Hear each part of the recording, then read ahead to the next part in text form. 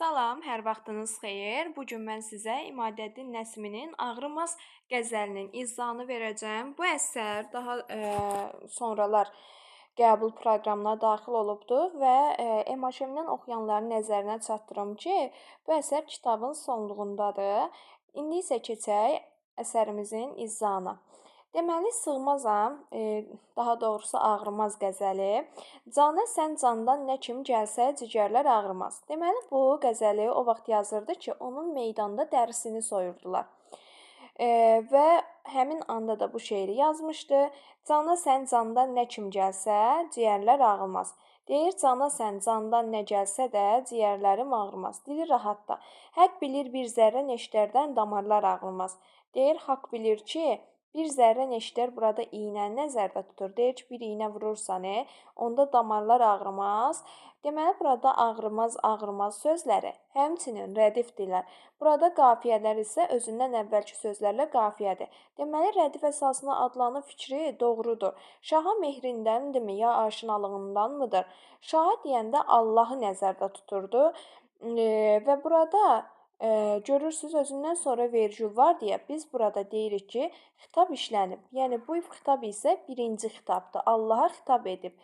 Deməli, deyir şaha mehribanlığından, yoxsa aşinalıq, aşina yəni dost.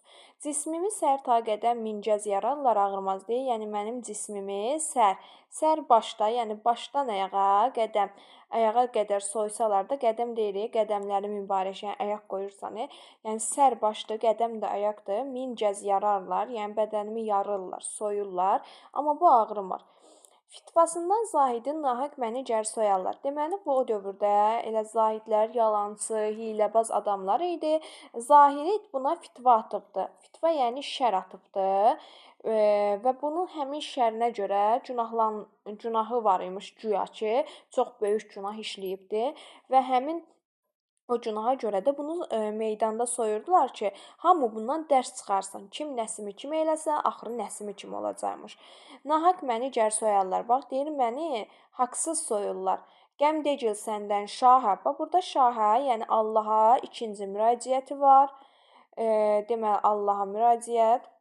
Görəcək damarlar ağrımaz. Deyir, əgər Zahidin hökmü ilə məni nahaq yerə soysalar, şah, səndən gördüyüm qəmdən damarlar ağrımaz. Zahidin əfsanəsindən soydular nəhaq məni. Deyir, yəni reallığa uymayan bir hekayəsindən, əfsanəsindən məni soyurlar nahaq yerə. Həq bilir səndən şaha. Şaha, deməli, burada üçüncü dəfə xitaba yer verilibdir. Sahib nəzərlər ağrımaz. Deyir, Zahidin boş-boş danışığına görə nahaq yerə məni soydular. Haqq bilir ki, şaha nəzər sahibləri ağrımaz. Yəni, özünü nəzər sahibi adlandırır. Şişəmi üçün daşa çaldım, həqqi izar elədim. Çeşmi əhval ağrıdan arif bəsərlər ağrımaz. Burada deyir, yəni şişəmi üçün daşa çaldım o deməkdir ki, mən yəni bütün haqqı izhar, yəni aydın elədim. Şüşəmi bütün daşa çaldım. Necə ki deyirəm, mənim içimdə bütün sirlər bağlı qalmışdı. Artıq o şüşəni qıranda bütün sirlər ortaya çıxdı və mən haqqı göstərdim. Axı Zahid də o haqqı üstünü örtəndə. Çeşmi əhval ağrıdan arif bəsərlər ağrımaz. Çeşmi əhval ağrıdan, yəni gözü çaş olanların incəlişləri, hər şeyi görənlər ağrımaz. Burada yəni deyir ki, çeşmi əhval ağrıdan, yəni gözləri çaş olanlar, ariflər ağrımaz. Zahidin bir barmağını kəssən dönər aqdan qaçar. Deməli, o vaxt meydanda Zahid demişdi ki, bunun qanı mundar qandır. Bir damcısı hara düşsə o yeri kəsib yox eləmək lazımdır və bunun qanı gəlir Zahidin barmağına düşür, əfsanəyə görə. Zahidin deyir ki, indi sənin barmağın kəsilməlidir. Zahid öz barmağını gizlədir. Zahidin bir barmağını kəssən, dönər haqdan qaçar. Yəni öz haqqı belə demişdi, amma halbuki haqdan qaçır. Gör bu gerçək aşiqi sərpa soyarlar ağrımaz. Deyir ki, yəni məni başdan ayağa soysalar belə ağrımır. Cəhli namərdin qaçan meydan günündə yeri var. Qaçmaq istəyən deyir namərdin meydan günündə yeri var. Çünki meydandan qaçan elə namərdlər olur da. Ər bilir meydan qədrini, kim qədərlər almaz. Çünki o deyir o meydan qədrini ər bilir. Mən niyə deyir, yəni buradan qaçım ki? Çünki mən igidəm. Yeri var. Meydan qədrini ər bilir, qədər qiymət verənlər ağrımaz. Soy inəyi murdar salaqlar. Salaqlar burada şeydir, cəllad deməkdir də. Soyun ey murdar, hətta yadınızda Təpəgözdə Salaxana qayasında qalırdı. Yəni orada da bir növ adamları şaqqaldadıb yemək falan bu cəlladlara aid xüsusiyyətdir. Nəsiminin tənini, deyir, Nəsiminin tənini soyun cəlladlar. Bunca namərdi görün, birər qıyarlar ağrımaz. Burada namərddir, ərdir, təzadlı fikirləri yaradılıbdır. Və burada müraciət xitab var, amma buradakı xitab Allaha deyil. Ey murdar sallaqlar deməklə cəlladlara müraciət eləyibdi. 3 dəfə Allaha müraciət var dedi. Hansılar idi? Birinci, ikincidə idi. 2-də, daha sonra 3-də və 4-də Allaha müraciət vardı. Sonda cəllada müraciət var idi. Əsərin təhlilinə keçək. Görək, əsər lirik növdədir. Bu da əruz vəznindədir, qəzəl janrındadır. Və bura qədər eyni Sığmazam qəzəli ilə eynidir. 8 beytdən ibarətdir. Müəllifin təriqət şeirlərinə daxil. Deməli, bax, burada təriqət deyirik. Deməli, Sığmazam da təriqətə aid idi. Və Sığmazam 9 beytdən ibarət idi. Bu əruzun rəməlində idi. Sığmazam isə Rəzəc bəhrində yazılmışdı. Əsərdə ağırmaz sözü rədifdir. Sığmazam şeirində də Sığmazam sözü rədif idi. Son beytdə müəllif öz təxəllüsünü işlədib. Və burada görürsünüz, soyun ey murdar salaqlar Nəsiminin. Sığmazamda da sonda öz təxəllüsünü, adını yox ha, Nəsimi onun təxəllüsü idi. İşlədib, amma özünə müraciət hər ikisində etməyib. Əsərdə ümumən 4 fərqli beytdə, 2-də, 3-də, 4-də və 8-də müraciət var idi.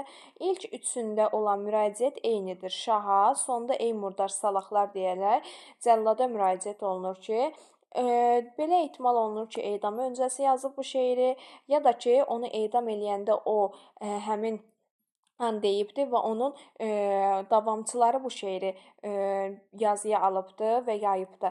Əsər Zahidin verdiyi fətvaya, onunla bağlı rəvayətə yer verilibdi və şairi burada soymaqlarının səbəbi odur ki, şair haqq sözünü danışdığına görədir.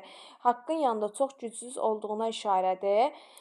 Din xadimlərinin bir barmağının kəsilməsinə görə haqqı dana biləcəklərinə yer verilibdi. Cəlladları murdar adlandırıbdı, murdar salaqlar. Müəllif bu qədər namərdin içində bir mərdi soysalar da ağrımayacağını deyir. Namərdlər meydan günü meydanı tərk edər, igidlər isə meydan qədrini bildiklərini deyirdi. Qəzəl müəllifin öz bu ideyaya olan sadiqliyi ön plana çəkilibdi. Və burada haqq yolunda hər cür əzab əziyyətə dözməyə qadir olan bir sənətkar yaradılıbdır. Hurufi obrazı canlandırılıb, sufi yox. Əsərin ideyası kimi məslək və əqidə yolunda vuruşanlar üçün ən ağır cəza belə qorxulu deyil. Lirik qəhrəman mübariz ruhludur, fədakardır, tutduğu yoldan dönməyəndir və əqidəsinə sadiq bir obraz canlandırılmışdı. İndi gəlin mən sizi sual-cavab eləyim görüm nə bildiniz. Əsər dedik hansı növdə yazılıb? Lirik növdə yazılıb. Neçə beyt idi? 8. Bəs Sığmazam neçə beyt idi?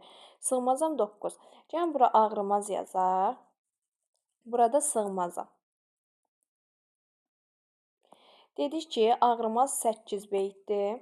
Sığmazam 9 beytdir. Ağrımaz əruzda yazılıb, Sığmazam da əruzda yazılıb. Ağrımaz lirikdə yazılıb, Sığmazam da lirikdə yazılıb.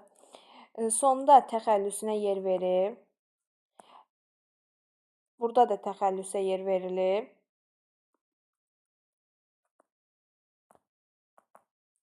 Əruzun rəməl bəhrindədir. Əruzun rəzəc bəhrindədir. Sonra deyə bilərik ki, hər ikisində təxəllüsdür, rəməldir, rəzəcdir. Hər ikisi təriqət. Hər ikisi nə idi? Hurufi. Bu da eyni şəkildə ondan idi. Dedik ki, bunlarda fərq bir dənə bu oldu. Bir də fərq nə oldu? Elə bu.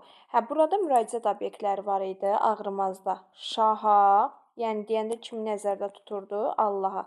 Hansı beytlərdə idi? 2, 3, 4. Bir də sonuncu beytdə, yəni 8-ci beytdə murdar sallaqlar. Yəni bunlar kimi idi? Cəlladlara müraciət eləyirdi. Bir də 8-ci beytdə müraciət obyekti var idi. Burada Zahidin əfsanəsi hansındaydı? Ağrımazdaydı. Şüşəmi üçün daşa çaldım, haqqı izhar elədim. Bu hansındaydı? Bu da Ağrımaz qəzəlində verilmişdi. Sonra buradan nə deyə bilərik? Edam öncəsi yazıldığı güman edilə bilər ki, bunu edamdan əvvəl yazıbdır. Mübarizə ruhlu əsərdir. Burada şairin qorxmadığı, qorxmaz igid olduğunu göstərir. Bu qədər. Sağ olun, salamat qalın.